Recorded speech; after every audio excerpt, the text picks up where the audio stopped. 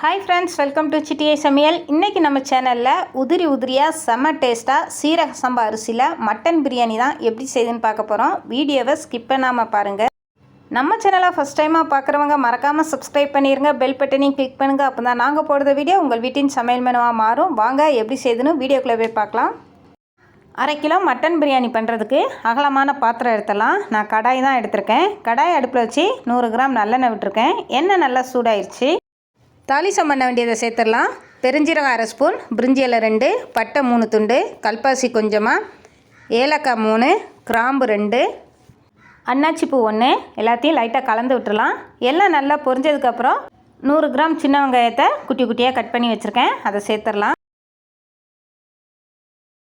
கூடவே ஒரு பெரிய வெங்காயத்தை நீட்டு வாக்கில் கட் பண்ணி வச்சுருக்கேன், அதையும் சேர்த்துடலாம். பெரிய வெங்காயம் நல்ல பெரிய சைஸாகவே எடுத்திருக்கேன். வெங்காயத்தை நல்லா பொன்னிறமாக வதக்கிடலாம்.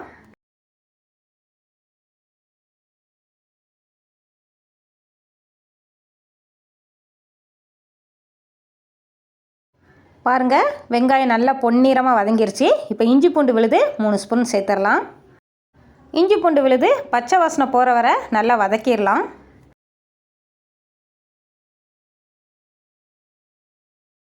நல்லா வதக்கினதுக்கப்புறம் பெரிய சைஸில் 2 தக்காளியை நீட்டு வாக்கில் கட் பண்ணி எடுத்துருக்கேன், அதை சேர்த்துடலாம். 2 பச்சை மிளகாய் சேர்த்துடலாம். கூடவே 1 ஸ்பூன் கல்லுப்பு சேர்த்து வதக்கிடலாம். உப்பு சேர்த்து வதக்கும்போது சீக்கிரமாக வதங்கிடும்.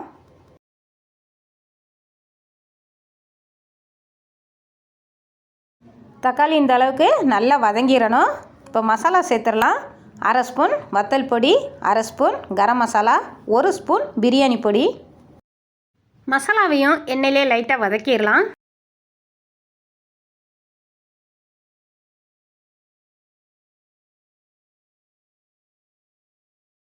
மசாலா சேர்த்து வதக்குனதுக்கப்புறம் 2 ஸ்பூன் தயிர் சேர்த்துடலாம்.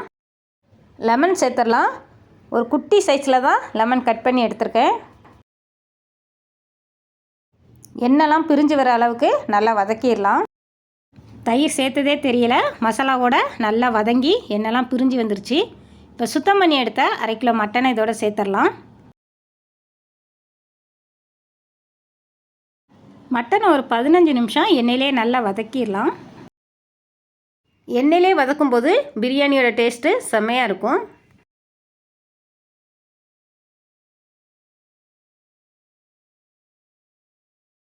மட்டனை சேர்த்து நல்லா வதக்கியாச்சு. பாருங்கள், மசாலா மட்டன் எல்லாம் வேறு லெவலாக வந்திருக்கு.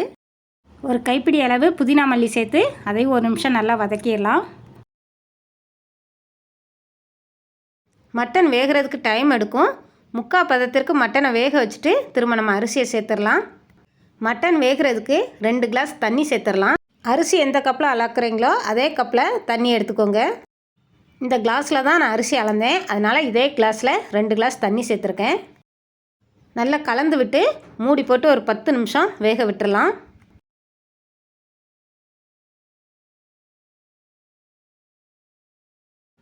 பத்து நிமிஷத்துக்கு அப்புறம் ஓப்பன் பண்ணிவிட்டேன். மட்டன் ஒரு 3/4 பதத்திற்கு நல்லா வெந்திருக்கு. நல்லா கலந்து விட்டுட்டு திரும்ப நம்ம தேவையான அளவு தண்ணி சேர்த்துடலாம். 1க்கு 2.5 கிளாஸ் தண்ணி எடுத்தால் கரெக்டாக இருக்கும். 2 கிளாஸ்க்கு 5 கிளாஸ் தண்ணி.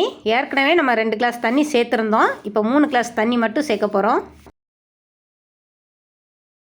தண்ணியை நல்லா கலந்து விட்டுலாம். உப்பு காரம்லாம் கரெக்டாக இருக்கான்னு பார்த்துக்கோங்க. தண்ணி கொதி வரட்டும், வெயிட் பண்ணலாம். மசாலா காரம் எல்லாம் கரெக்டாக இருக்குது. உப்பு மட்டும் கொஞ்சம் கம்மியாக இருக்கிறதுனால தேவையான அளவு உப்பு சேர்த்துடலாம். உங்களுக்கு மசாலா காரம் எதுவும் கம்மியாக இருந்தால் தேவையான அளவு சேர்த்து நல்லா கலந்து கொதிக்க விடுங்க. தண்ணியை லைட்டாக கலந்து விட்டுட்டு அரிசியை சேர்த்துடலாம். 1/2 கிலோ சீரக சம்பா அரிசியை சுத்தம் பண்ணிவிட்டு 10 நிமிஷமாக ஊற வச்சுருந்தேன். அந்த அரிசியை இப்போ சேர்த்துடலாம்.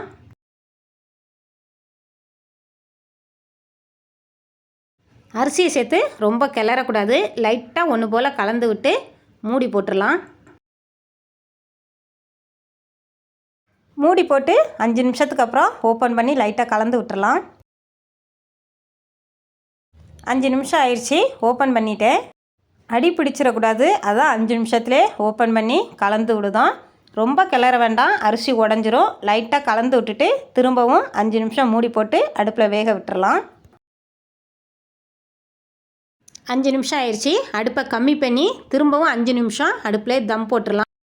5 நிமிஷம் தம் போட்டிருந்தோம். 5 நிமிஷம் ஆயிடுச்சு. அடுப்பை ஆஃப் பண்ணிட்டேன். உடனே ஓப்பன் பண்ண வேண்டாம். ஒரு 10 நிமிஷத்துக்கு அப்புறம் ஓப்பன் பண்ணிடலாம். ஓப்பன் பண்ணிவிட்டேன். சீரக சம்பா மட்டன் பிரியாணி ரெடி. சாதம் உடஞ்சிராமல் லைட்டாக கலந்து விட்டுறலாம். குலையாமல் அடி பிடிக்காமல் சாதமும் நல்லா வெந்திருக்கு, மட்டனும் நல்லா வெந்திருக்கு, நல்ல உதிரியாகவும் வந்திருக்கு பாருங்கள். மசாலாவோட டேஸ்ட்டு, காரம், உப்பு எல்லாம் கரெக்டாக இருக்குது. சீரக சம்பா மட்டன் பிரியாணி செம்ம டேஸ்ட்டு, வேறு லெவலாக வந்திருக்கு. ஒரு வாட்டி ட்ரை பண்ணி பாருங்கள், செம்ம டேஸ்ட்டாக இருக்குது. திரும்ப பிரியாணின்னு பண்ணிங்கன்னா சீரக சம்பா அரிசியில் மட்டும்தான் பிரியாணி பண்ணுவீங்க. உங்கள் வீட்டில் எல்லாருக்குமே இது ரொம்ப பிடிச்சி போகும். சீரக சம்பா மட்டன் பிரியாணி, குடல் கிரேவி, ஆட்டு ஈரல், வெங்காய சம்பல், இன்றைக்கி ஒரு பிடி செம்மையாக பிடிச்சாச்சு. வாங்க எல்லோரும் சேர்ந்து சாப்பிட்லாம். ஓகே ஃப்ரெண்ட்ஸ், இதோட இந்த வீடியோ முடியுது. இந்த வீடியோ உங்களுக்கு பிடிக்கும்னு நினைக்கிறேன். பிடிச்சிருந்தா சிட்டிகை சமையல் சேனலுக்கு சப்ஸ்கிரைப் பண்ணுங்கள், சப்போர்ட் பண்ணுங்கள். மறக்காமல் பெல் பட்டனை கிளிக் பண்ணுங்கள், லைக் பண்ணுங்கள், ஷேர் பண்ணுங்கள். இன்னொரு ரெசிபியோட அடுத்த வீடியோவில் பார்க்கலாம். பனைமரம் வளர்ப்போம், நிலத்தடி நீரை பெருக்குவோம்.